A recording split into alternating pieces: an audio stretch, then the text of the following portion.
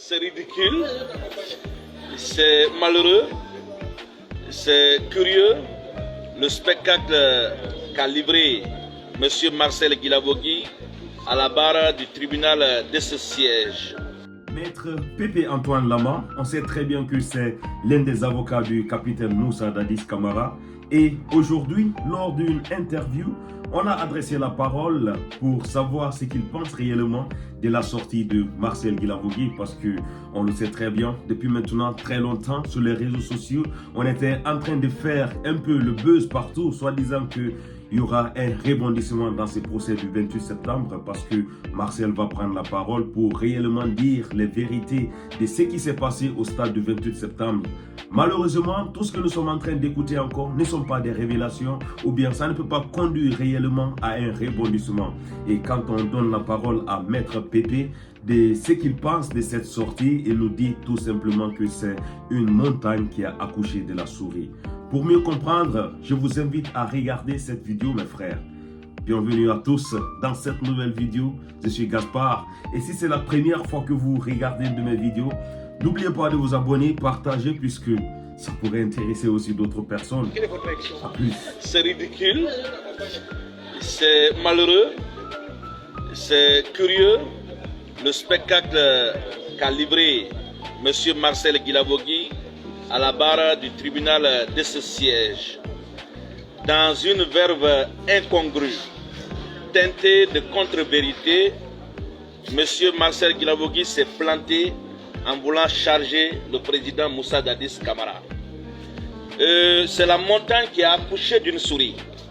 On a fait savoir dans l'opinion, sur les réseaux sociaux, dans la presse, que Marcel viendrait faire des déballages encombrants, compromettant contre la personne du président Moussa Dadis Camara.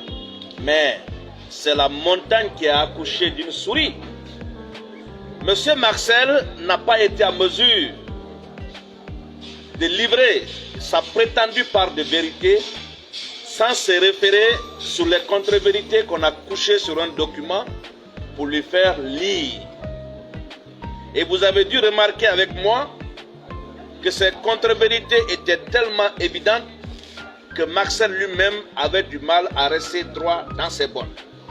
Nous allons le moment venu mettre à la disposition du public, du tribunal, de l'opinion nationale et internationale, les éléments, les concertations qui ont prévalu à ce changement subi venant de M. Marcel Guilavogui. Le président Moussa Dadis avait anticipé pour déposer plainte contre ce monsieur pour tentative de chantage, parce qu'en vérité, il a des témoignages existent. Et ce que je vais vous dire encore, il y a un élément audio qui sera mis, n'est-ce pas, à la disposition du public le moment venu. Procédé par lesquels le commandant Marcel, capitaine Marcel je pense, avait tenté de chanter le président Moussa Dadis Camara en lui demandant de lui donner une parcelle plus la somme de 300 millions, faute de quoi il va lui créer des ennuis. Vous pensez que le président Moussa Dadis Camara n'allait pas se prêter à son jeu s'il se retrouvait dans les déclarations de M. Guilavogui? Vous pensez qu'il allait se donner le droit de déposer plainte s'il n'était pas blanc comme neige? Et d'ailleurs, les déclarations que M. Marcel Guilavogui vient de faire, en aucun moment, il a apporté la preuve que c'est bien le président Moussa Dadis Camara qui aurait donné des instructions ou des moyens à qui que ce soit d'aller au stade. Allez-vous d'ailleurs prendre au sérieux les déclarations d'une personne qui varie comme il respire? Vous ne voyez pas une cabale? Vous ne voyez pas là une combine? Écoutez, nous sommes dans un procès criminel. Il faut qu'on prenne les choses au sérieux. On ne peut pas venir dans la prétention de vouloir dire la vérité et de se contenter exclusivement de lire un document. Ce n'est pas possible là. Quand on a vécu les faits, quand on a été au banc des choses, on est à mesure de dire les choses aisément sans se référer à un document. C'est encore là, n'est-ce pas, la perpétuation du complot permanent auquel le président Moussa Dadis a toujours eu la malchance d'être exposé. Mais nous avons la ferme certitude, la ferme confiance que nous avons affaire avec un tribunal serein, un tribunal mûr, un tribunal qui ne va pas se laisser distraire par, je ne sais, des spectacles de ce genre. Le président Moussa Dadis est très serein, croyez-moi, il a le moral très beau et il rit, il a même ri, il se moquait même de M. Marcel quand ce dernier, n'est-ce pas, se prêtait à cet exercice. Et je vais finir par ceci.